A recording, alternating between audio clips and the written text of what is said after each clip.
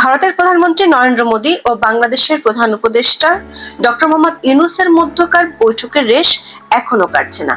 এই বৈঠককে ঘিরে আলোচনার ঝড় উঠেছে ভারতীয় গণমাধ্যম এবং কূটনৈতিক মহলে। দেখা দিয়েছে বিতর্ক। আর এই বিতর্কের জন্ম ডক্টর ইউনূসের প্রেস সচিব শফিকুল আলমের ফেসবুক পোস্টকে ঘিরে। পোস্টে তিনি দুই দেশের শীর্ষ পর্যায়ের বৈঠক সম্পর্কে কিছু সংবেদনশীল বক্তব্য তুলে ধরেছেন। ভারতীয় অনেকগুলো সংবাদ মাধ্যম বলছে, প্রেস সচিবের এমন বক্তব্য ক্ষতিকর, উস্কানিমূলক ও রাজনৈতিক উদ্দেশ্য প্রণীত। অন্যদিকে কূটনৈতিক বিশ্লেষকরা বলছেন, সরকার প্রধানদের দ্বিপক্ষীয় বৈঠক শেষে দুই দেশের আনুষ্ঠানিক বিবৃতির বাইরে অন্য কোনো বক্তব্য দেয়া কূটনৈতিক শিষ্টাচার বহির্ভূত কাজ এবং তিনি সরকারি চাকরির শর্ত লঙ্ঘন করেছেন, যেটি দুই দেশের সম্পর্কের অবনতি ঘটাতে পারে। প্রেস সচিবের এমন পোস্টকে নেতিবাচক হিসেবে দেখছে ভারতীয় পররাষ্ট্র মন্ত্রণালয়। এর আগেও বাংলাদেশের প্রধান উপদেষ্টার প্রেস সচিব বিদেশি সংবাদ মাধ্যমের বিরুদ্ধে উস্কানিমূলক মিথ্যা পোস্ট দিয়ে ক্ষমা চেয়েছিলেন। চলুন যাওয়া যাক বিশ্লেষণ।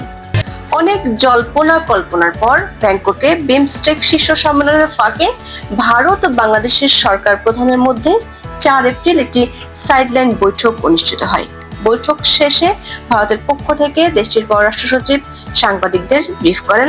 অন্যদিকে বাংলাদেশের পক্ষ থেকে দেশটির প্রধান উপদেষ্টার প্রেস সচিব শফিকুল আলম গণমাধ্যমে বক্তব্য দেন এবং পরে প্রধান উপদেষ্টার অফিসিয়াল ফেসবুক পেজে বিবৃতি দেওয়া হয়। দুই দেশের এসব বিবৃতি ও বক্তব্যের বিবৃতিতে দেশ দুটির গণমাধ্যমে খবর প্রকাশিত হয়েছিল।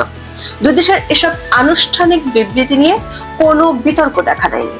5 এপ্রিল প্রেস সচিব শফিকুল আলম নিজের ব্যক্তিগত ভেরিফাইড ফেসবুক পেজে নরেন্দ্র মোদী ও ডক্টর ইউনূসের বৈঠক নিয়ে একটি পোস্ট দেন। 165 শব্দের ওই পোস্টটিতে তিনি বলেছেন, বৈঠকে নরেন্দ্র মোদী ডক্টর ইউনূসকে একটি কথা বলেন। সেটি হলো, শেখ হাসিনার সাথে ভারতের যখন ভালো সম্পর্ক ছিল তখন ডক্টর ইউনূসের প্রতি শেখ হাসিনার অসম্মানজনক আচরণ ভারত দেখেছে, কিন্তু ভারত ডক্টর ইউনূসকে তখনও সম্মান দিয়েছে এবং এখনো সে সম্মান দেখানো বজায় আছে।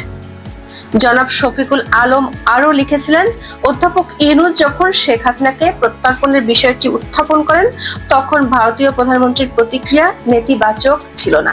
জনাব শফিক তার পোস্টে উল্লেখ করেছেন, এটাও স্পষ্ট ছিল যে ভারত বাংলাদেশের সঙ্গে তার সম্পর্কের ক্ষেত্রে একটি নতুন পথ তৈরি করতে চায়। বৈঠকের সময় ভারতের প্রধানমন্ত্রী অধ্যাপক ইউনূসকে বেশ কয়েকবার বলেছিলেন যে ভারতের সম্পর্ক বাংলাদেশের জনগণের সঙ্গে কোনো একক দল বা ব্যক্তির সঙ্গে নয়। অধ্যাপক ইউনূস যেমন সাম্প্রতিক মাসগুলিতে বেশ কয়েকবার বলেছেন ভারতের সঙ্গে সর্বোত্তম সম্পর্ক চাই, কিন্তু তা হতে হবে ন্যায্যতা, সমতা এবং পারস্পরিক সম্মানের ভিত্তিতে। ডক্টর ইউনূসের প্রেস সচিবের এমন পোস্ট নিয়ে 6 এপ্রিল ভারতের একাধিক সংবাদ মাধ্যমে প্রতিবেদন প্রকাশিত হয়েছে। আমরা 2টি ভারতীয় সংবাদ সংস্থা সহ কমপক্ষে 5টি ভারতীয় সংবাদ মাধ্যমে এবং 2টি আন্তর্জাতিক সংবাদ মাধ্যমে এমন প্রতিবেদন দেখতে পেয়েছি। সবগুলো প্রতিবেদনই দাবি করা হয়েছে ডক্টর ইউনূস ও নরেন্দ্র মোদীর মধ্যকার বৈঠক নিয়ে শফিকুল আলমের এমন মন্তব্য উস্কানিমূলক ও রাজনৈতিক উদ্দেশ্য প্রণীত। ভারতীয় সংবাদ মাধ্যম The Print, India Today, Hindustan Times ও দ্য ইকোনমিক টাইমসে এমন খবর প্রকাশিত হয়েছে। তবে ভারতীয় সংবাদ মাধ্যম এই খবরের কোনো সুনির্দিষ্ট সূত্র উল্লেখ করেনি, কিন্তু একাধিক সূত্র বলছে, প্রথম এই খবরটি প্রকাশ করে ভারতের রাষ্ট্রীয় সংবাদ সংস্থা প্রেস ট্রাস্ট অফ ইন্ডিয়া বা পিটিআই। বাংলাদেশে যেমন বাংলাদেশের সংবাদ সংস্থার রাষ্ট্রীয় ও সরকারি মুখপাত্র হিসেবে কাজ করে, ভারতেও পিটিআই এর ভূমিকা একই রকম। আবার এশিয়ান নিউজ ইন্টারন্যাশনাল বা এএনআই এর ভূমিকা ভারতের আন্তর্জাতিক ইস্যুতে একই রকম। ফলে এই দুটি সংবাদ মাধ্যমে মোটামুটি ভারতের সরকারি ভাষ্যই তাদের রিপোর্টে তুলে ধরেছে। টাইমস অফ ইন্ডিয়া তাদের রিপোর্টে দাবি করেছে, বাংলাদেশের সাবেক প্রধানমন্ত্রী শেখ হাসিনার প্রত্যর্পণের অনুরোধের বিষয়ে প্রেস সচিবের মন্তব্যের কোনো ভিত্তি নেই। এই ধরনের প্রচেষ্টা অন্তর্বর্তীকালীন সরকারের গুরুত্ব এবং বিশ্বাস উভয়কেই প্রশ্নবিদ্ধ করে। দ্য ইকোনমিক্স টাইমসের খবরে দাবি করা হয়েছে, বৈঠকে ডক্টর ইউনূসের সঙ্গে বাংলাদেশের আওয়ামী লীগ সরকারের সম্পর্ক নিয়ে মোদীর করা মন্তব্য ভুলভাবে উপস্থাপন করা হয়েছে। ইন্ডিয়া টুডে দাবি করেছে, বাংলাদেশের সাবেক প্রধানমন্ত্রী শেখ হাসিনার প্রত্যর্পণের অনুরোধের বিষয়ে প্রেস সচিবের মন্তব্যের কোনো ভিত্তি নেই। ইন্ডিয়া টুডে বলছে, এ ধরনের প্রচেষ্টা বাংলাদেশের অন্তর্বর্তীকালীন সরকারের আন্তরিকতা ও সদিচ্ছাকে প্রশ্নবিদ্ধ করে। সংবাদ মাধ্যমটি বলছে, ভারতের প্রধানমন্ত্রী বাংলাদেশের গণতান্ত্রিক নির্বাচন ও সংখ্যালঘুদের নিরাপত্তার গুরুত্বের উপর জোর দিয়েছেন। ভারতীয় সংবাদ মাধ্যমগুলো বলছে, ব্যাপক সরকার বিরোধী বিক্ষোভের পর গত বছরের 5ই আগস্ট ঢাকা থেকে দিল্লিতে চলে যান শেখ হাসিনা। তার প্রত্যর্পণের জন্য গত বছর বাংলাদেশের অন্তর্বর্তীকালীন সরকারের করা অনুরোধে নয়াদিল্লি এখনো পর্যন্ত সাড়া দেয়নি। এখনো তিনি দিল্লিতে অবস্থান করছেন। এ সম্পর্কে ভারতীয় প্রধানমন্ত্রী বাংলাদেশের প্রধান উপদেষ্টাকে জানান। দেশটির পররাষ্ট্র মন্ত্রণালয়ের সংশ্লিষ্ট ডেস্ক বিষয়টি দেখছে এবং বিষয়টি নিয়ে পররাষ্ট্রমন্ত্রী পর্যায়ের বৈঠকে আলোচনা হবে।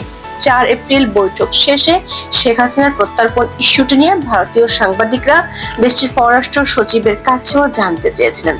তিনি বলেছিলেন, বিষয়টি আলোচনায় উঠেছিল, এমন একটি আবেদন তাদের কাছে এসেছে, কিন্তু এ বিষয়ে আর কিছু বিস্তারিত বলতে চাননি ভারতীয় পররাষ্ট্র সচিব। ভারতের গণমাধ্যমগুলোর বক্তব্য হলো, দেশটির প্রধানমন্ত্রী ডক্টর ইউনূসের সাথে বৈঠকে 3টি বিষয়ের উপর গুরুত্ব দিয়েছে।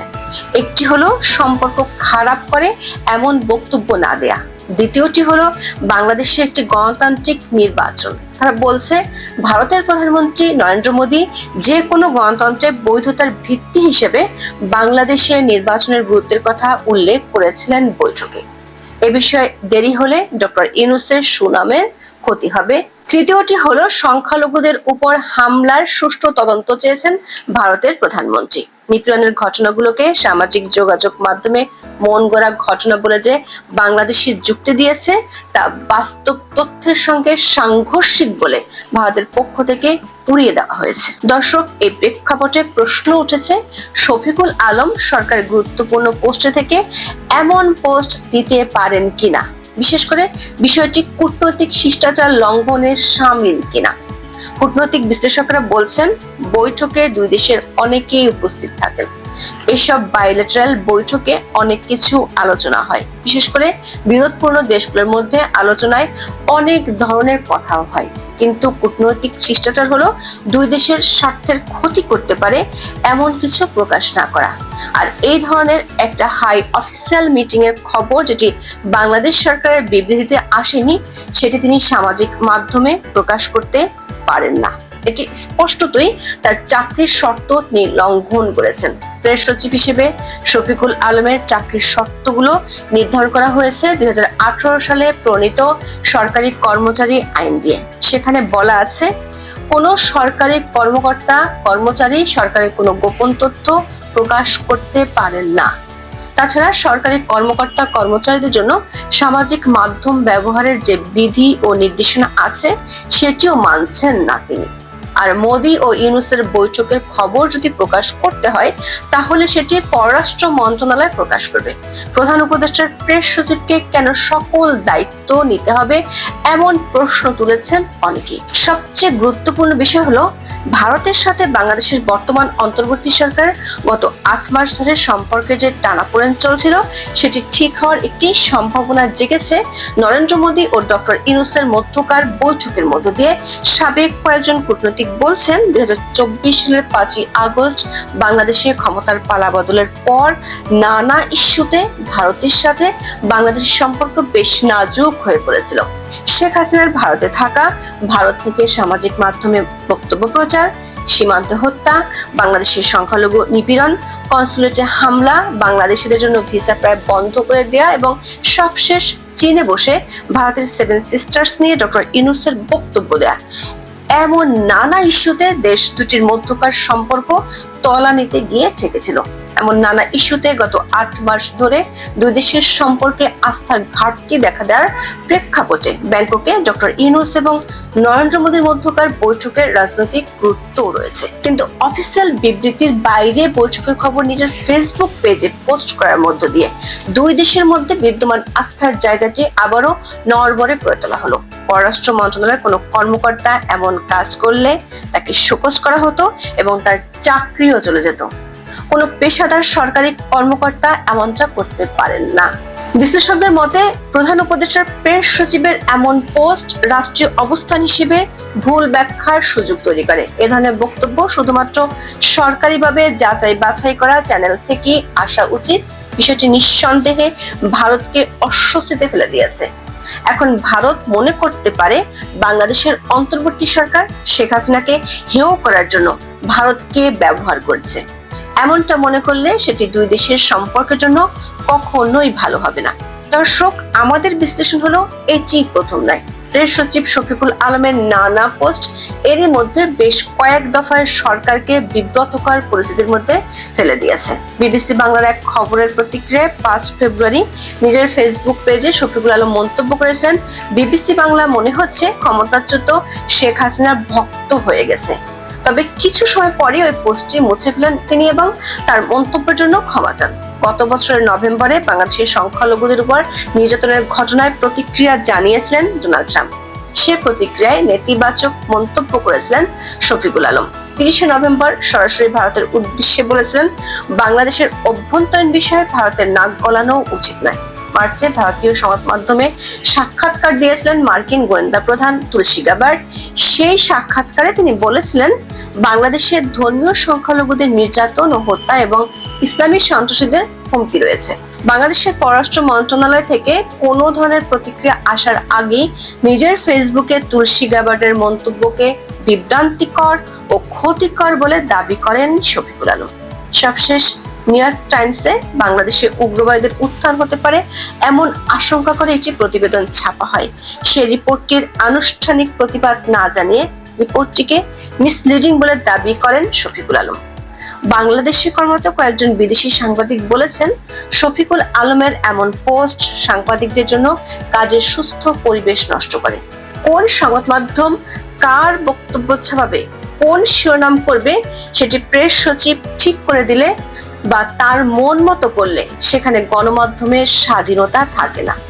এতদিন সংবাদ মাধ্যম সম্পর্কে যে চর্চা তিনি করেছেন সেটি এখন ভিন দেশের সম্পর্কের ক্ষেত্রে করছেন। এর ফল শেষ পর্যন্ত বাংলাদেশকে বহন করতে হবে। সবচেয়ে বড় প্রশ্ন হলো, শফিকুল আলম তার পোস্টে যেসব তথ্য দিয়েছেন তা কতটুকু সত্য তা নিয়ে সন্দেহ রয়েছে ভারত ও বাংলাদেশ উভয় দেশেরই। আজ এ পর্যন্ত। সবাই ভালো থাকুন, সুস্থ থাকুন, নিরাপদে থাকুন। দেখা হবে আগামী পর্বে।